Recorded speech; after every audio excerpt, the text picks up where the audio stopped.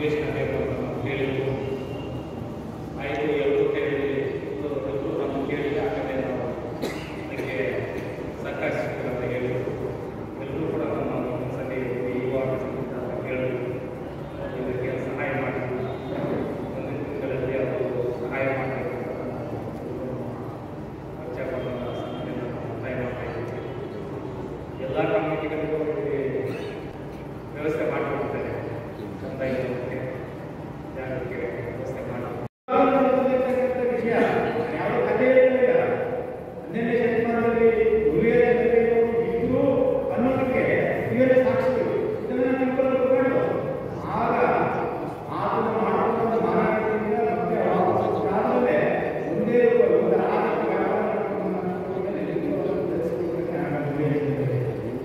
ಆಮೇಲೆ ಬಸವಣ್ಣವರ ತಂಗಿ ನಾಗದೇವಿಗೆ ಧರ್ಮ ಕಾರ್ಯಕ್ರಮಕ್ಕೆ ಎಲ್ಲ ಪ್ರಚಾರ ಮಾಡಿ ಆ ಪ್ರಚಾರ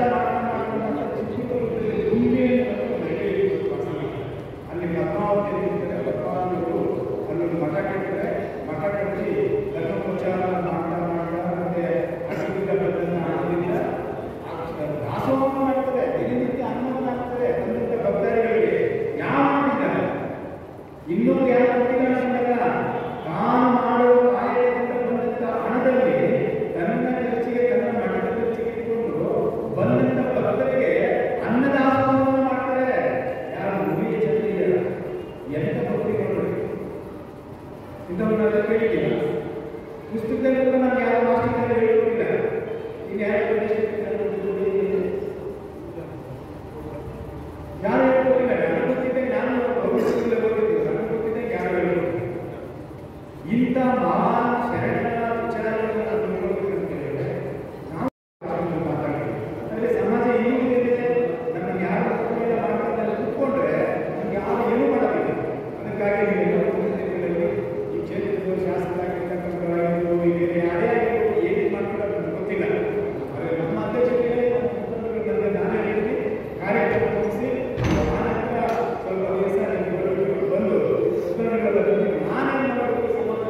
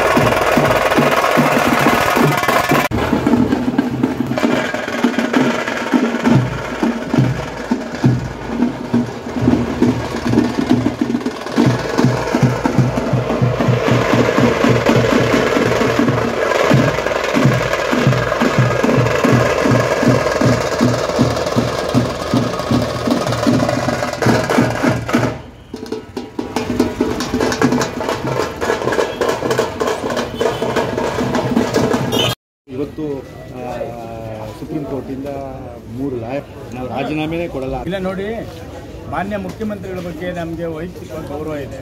ಆದರೆ ರಾಜಕೀಯವಾಗಿ ರಾಜ್ಯದ ಮುಖ್ಯಮಂತ್ರಿಗಳಾದಂಥ ಸಂದರ್ಭದಲ್ಲಿ ಮತ್ತು ಆ ಸ್ಥಾನದಲ್ಲಿ ಇದ್ದಂಥ ಸಂದರ್ಭದಲ್ಲಿ ಅವ್ರ ಮೇಲೇ ಆರೋಪ ಇದೆ, ಅದು ಸಾಕ್ಷಿ ಸಮೇತ ಇದೆ ಅನ್ನುವಂಥ ವಿಚಾರಗಳು ಬೆಳಕಿಗೆ ಬಂದಾಗ ನಾವು ವಿರೋಧ ಪಕ್ಷದಲ್ಲಿದ್ದಂಥವರು, ನಾವು ನಿಮ್ಗೆ ಗೊತ್ತಿದೆ ನೈಸ್ನ ಜಂಕ್ಷನ್ ಕದಂಬ ಹೋಟ್ಲಿಂದ ನಾವು ಮೈಸೂರಿಗೂ ಪಾದಯಾತ್ರೆ ಮಾಡಿದ್ವಿ. ಯಾತಕ್ಕೋಸ್ಕರ ಮಾಡಿದ್ವಿ? ಯಡಿಯೂರಪ್ಪನವರು ಮುಖ್ಯಮಂತ್ರಿ ಆಗಿದ್ದಾಗ ಡಿನೋಟಿಫಿಕೇಶನ್ ಮಾಡಿದ್ದಾರೆ ಅಂತ ಒಂದೇ ಒಂದು ಕಾರಣಕ್ಕೆ ಆವತ್ತಿನ ರಾಜ್ಯಪಾಲರು ಯಾವ ರೀತಿ ಅವರು ಕ್ರಮ ತಗೊಂಡ್ರು. ನಾವೇನು ಆರೋಪ ಆವತ್ತೇನು ಮಾಡಲಿಲ್ಲ. ಅವ್ರು ಕೊಟ್ಟಿದ್ದು ಸಿರಸಾ ತಲೆಬಾಗಿ ರಾಜೀನಾಮೆ, ನೈತಿಕ ಹೊಣೆ ಹೊತ್ತು ರಾಜೀನಾಮೆ ಕೊಟ್ಟು ಬಂದಂಥ ಒಬ್ಬ ಧೀಮಂತ ನಾಯಕ ಯಡಿಯೂರಪ್ಪನವರು. ಅವರೊಂದು ಆದರ್ಶವಾಗಿ ನೈತಿಕತೆ ಬಗ್ಗೆ ಇವತ್ತು ಅದನ್ನು ಉಳಿಸಿಕೊಂಡು ಹೋಗಿದ್ದಾರೆ. ಮುಖ್ಯಮಂತ್ರಿಗಳು ವೈಯಕ್ತಿಕವಾಗಿ ಮಾತಾಡಬೇಕಾದ್ರೆ ನಾನು ಆಗಲೇ ಹೇಳಿದ್ದೀನಿ, ಅವ್ರ ಗೌರವ ಇದೆ. ಆದರೆ ಆ ಸ್ಥಾನದಲ್ಲಿದ್ದಂಥವರು ಅದನ್ನು ನಾನು ಅದೇನು ಮಾಡಿಲ್ಲ ಅನ್ನುವಂಥ ನಿರೂಪಿಸಿ ಮತ್ತೆ ಆ ಸ್ಥಾನಕ್ಕೆ ಬರೋದರಲ್ಲಿ ನಿಮಗೆ ಅವಕಾಶ ಇದೆ. 136 ಜನ MLA ಗಳು ಗೆದ್ದಿದ್ದಾರೆ. ನೀವೇನು ಇಳಿದುಬಿಟ್ಟಿದ ತಕ್ಷಣ ಇನ್ಯಾರು ನಾವೇನು BJP JDS ಬಂದು ಕೂತ್ಕೊಳ್ಳೋದು ಏನಿಲ್ಲ. ನಮ್ಮದು ಆ ಸಂಖ್ಯೆ ಇಲ್ಲ. ಆಮೇಲೆ ನಾವು ಸರ್ಕಾರ ಬೀಳಿಸೋಕ್ಕೂ ಹೋಗೋದಿಲ್ಲ. ನಿಮ್ಮದೇ ಸರ್ಕಾರ, ಅದನ್ನು ಪ್ರೂವ್ ಮಾಡ್ಕೊಳ್ಳಿ ಅಷ್ಟೇ ಹೇಳೋದು. ಇನ್ನೇನು ಕೇಳ್ತಾ ಇದ್ದೀವಿ? ಬೇರೆ ಇನ್ನೇನು ನಾವೇನು ಉದ್ದೇಶಪೂರ್ವಕವಾಗಿ ನಿಮ್ಮನ್ನು ರಾಜೀನಾಮೆ ಕೊಟ್ಬಿಡಿ ಅನ್ನೋದು ಯಾವ ಕಾರಣಕ್ಕೋಸ್ಕರ? ಮೂಢ ಅಷ್ಟೇ ಅಲ್ಲ, ಮೂಢ ಅಷ್ಟೇ ಬಗ್ಗೆ ನಾವು ಮಾತಾಡ್ತಾ ಇದ್ದೀವಿ. ಪರಿಶಿಷ್ಟ ಜಾತಿ ಪರಿಶಿಷ್ಟ ಪಂಗಡದ ಹಣ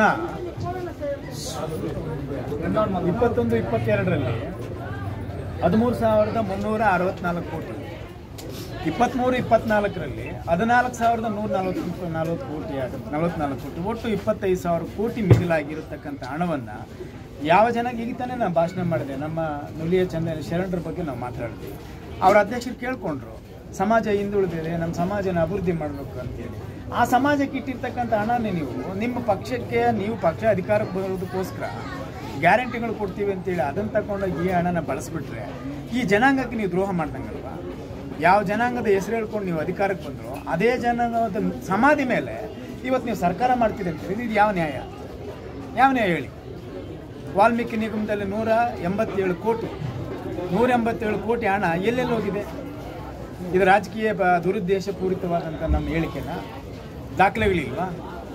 ತೆಲಂಗಾಣ ಅಕೌಂಟ್ಗಳಿಗೆ ಹೋಗಿದೆ, ಹೈದರಾಬಾದ್ ಅಕೌಂಟ್ಗಳಿಗೆ ಹೋಗಿದೆ, ಬಾರ್ಗಳಿಗೆ ಹೋಗಿದೆ, ಎಲ್ಲ ಕೂಲಿ ಮಾಡೋಣ ಅಕೌಂಟ್ಗೆ ಹೋಗಿದೆ. ಹೆಂಗೋಯ್ತು ನಮ್ಮ ರಾಜ್ಯದ ಹಣ? ಈ ದುಡ್ಡು ಯಾರ್ದು? ಯಾರು ಶೋಷಿತ ಸಮಾಜದಿಂದ ಬಂದಿರ್ತಕ್ಕಂಥವ್ರು ಅವರ ಪ್ರದೇಶಗಳಲ್ಲಿ ಅಭಿವೃದ್ಧಿ ಕೆಲಸಕ್ಕೋಸ್ಕರ ಮತ್ತು ವೈಯಕ್ತಿಕವಾಗಿ ಅವರ ಮನೆ ಕಟ್ಕೊಳ್ಳೋಕ್ಕೋ, ವ್ಯಾಪಾರ ಮಾಡ್ಕೊಳ್ಳೋಕ್ಕೋ, ವಾಹನ ತಗೊಳ್ಳೋಕ್ಕೋ ಇಂಥದಕ್ಕೆ ಇಟ್ಟಿರ್ತಕ್ಕಂಥ ಹಣವನ್ನು ನೀವು ಲೋಕಸಭಾ ಚುನಾವಣೆ ಬಂದಂಥ ಸಂದರ್ಭ ಇದನ್ನು ತಗೊಂಡೋಗಿ ಅಲ್ಲಿ ತಗೊಂಡು ಡ್ರಾ ಮಾಡಿಬಿಟ್ಟಿರೋಲ್ಲ. ಇದು ನ್ಯಾಯನ? ಕೇಳಬಾರ್ದ? ಮತ್ತು ಕೇಳೋರ ಇಲ್ಲ ಅಂತ ಹೇಳಿದ್ರೆ ಮತ್ತೆ ನೀವು ಸರ್ಕಾರದಲ್ಲಿ ಏನು ಮಾಡ್ತೀರ ಅಂತ ಜನಗಳಿಗೆ ಗೊತ್ತಾಗೋದು ಹೇಗೆ? ನಮ್ಗೆ ರಾಜ್ಯ ಜನ ಅಧಿಕಾರ ಕೊಟ್ಟಿಲ್ಲ, ವಿರೋಧ ಪಕ್ಷದಲ್ಲಿ ಕೊಂಡಿಸಿದ್ದಾರೆ, ನಿಮ್ಗೆ ಅಧಿಕಾರ ಕೊಟ್ಟಿದ್ದಾರೆ. ಅಧಿಕಾರ ಚೆನ್ನಾಗಿ ಮಾಡಿ ಅಂತ ಕೇಳ್ತಾ ಇದ್ದೀವಿ. ನಮಗೂ ಕೂಡ ನಿಮ್ಗೆ ಎಷ್ಟು ಆಡಳಿತ ನಡೆಸೋಕ್ಕೆ ಅಧಿಕಾರ ಇದೆಯೋ ವಿರೋಧ ಪಕ್ಷದಲ್ಲಿ ಕೂತ್ಕೊಂಡು ಕೇಳೋಕೆ ಅಷ್ಟೇ ಅಧಿಕಾರ ನಮಗೂ ಇದೆ. ಇದು ಸಂವಿಧಾನಬದ್ಧವಾದಂಥ ಹಕ್ಕು. ಅದಕ್ಕಾಗಿ ನಮ್ಮ ಹೋರಾಟ, ಅದಕ್ಕಾಗಿ ನಿಮ್ಮ ರಾಜೀನಾಮೆ ನಾವು ಕೇಳ್ತಾ ಇದ್ದೀವಿ. ನೀವು ಕೇಳೋದೇ ತಪ್ಪು, ನೀವು ಕೇಳಲೇಬಾರ್ದು, ನಾವು ಇಷ್ಟ ಬಂದಂಗೆ ಮಾಡ್ತೀವಿ ಅಂತ ಅನ್ನೋದಾದರೆ ನೀವು ದೆಹಲಿನಲ್ಲಿ ಕೇಜ್ರಿವಾಲ್ ಅವರು ಅಲ್ಲಿ ಅವ್ರು ನಡ್ಕೊಳ್ತಕ್ಕಂಥ ರೀತಿ ಕರ್ನಾಟಕದಲ್ಲಿ ಮಾಡಬೇಕು ಅಂತ ಉದ್ದೇಶ ನಿಮಗೇನಿದೆ ಅಂದರೆ ನಾವೇನು ಮಾಡೋಕ್ಕಾಗೋದಿಲ್ಲ. ಕಾನೂನು ಚೌಕಟ್ಟಲ್ಲಿ ಹೋರಾಟಕ್ಕೆ ನಮ್ಮ ಎರಡೂ ಪಕ್ಷಗಳು ತಯಾರಿದೆ. ಇದು ಒಂದೇ ಹೋರಾಟ ಅಲ್ಲ, ಇನ್ನೂ ಹೋರಾಟಗಳು ಹಲವಾರು ಮಾಡೋದಿದೆ. ಹಲವಾರು ಅಕ್ರಮಗಳನ್ನು ಮಾಡಿರ್ತಕ್ಕಂಥದ್ದು ಬೆಳಕಿಗೆ ಬರುತ್ತೆ. ನಾವು ಜನರ ಪರವಾಗಿ ಕೇಳ್ತಾ ಇದ್ದೀವಿ, 6.5 ಕೋಟಿ ಜನರ ಪರವಾಗಿ ಕೇಳ್ತಾ ಇದ್ದೀವಿ. ಈ ಜನಕ್ಕೆ ಕೇಳ್ತಾ ಇದ್ದೀವಿ, ನೀವು ಕೊಟ್ಟಿರ್ತಕ್ಕಂಥ ಭರವಸೆಗಳು ಈಡೇರಿಸೋದಕ್ಕೆ ಈ ಜನರ ಹಣವನ್ನು ತಗೊಂಡೋಗಿ ನೀವು ಅಲ್ಲಿ ಬಳಸ್ತಾ ಇದ್ದೀರಿ ಅಂತ ಹೇಳಿದ್ರೆ ಮತ್ತೆ ಈ ಶೋಷಿತರು ಎಲ್ಲಿ ಹೋಗ್ಬೇಕು? ಶೋಷಿತರ ಬಗ್ಗೆ ನೀವು ಸಂವಿಧಾನ ಉಳಿಸ್ತೀವಿ ಅಂತೇಳಿ ಲೋಕಸಭೆಯಲ್ಲಿ ಒಂದು ಬುಕ್ ಸಂವಿಧಾನದ ಪ್ರತಿಗಳನ್ನ ಎತ್ಕೊಂಡು ಹೋದ್ರಿ. ನಾವು ಸಂವಿಧಾನ ತೆಗೆದು ಬಿಡ್ತೀವಿ ಅಂತೇಳಿ ನಮ್ಮ ವಿರುದ್ಧ ಅಪಪ್ರಚಾರ ಮಾಡಿದ್ರಿ.